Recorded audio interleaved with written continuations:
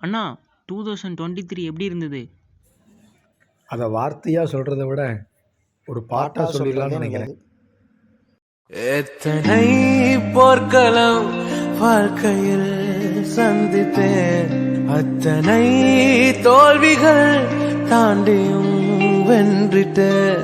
பேதையாய் இயேசுவை வாழ்விலே சந்தித்தேன், கொஞ்சமாய் சிலுவையில் நம்பிக்கை வைத்திட்டேன்.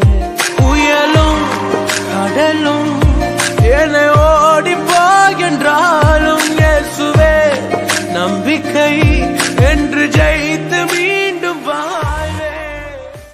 அண்ணா 2024 எப்படி இருக்கும்னு நினைக்கிறீங்க? அதையும் ஒரு பாட்டாக சொல்லிடலாமே. கண்ணீரை துடைத்துக் கொள், அவர் கரத்தை பிடித்துக் கொள்.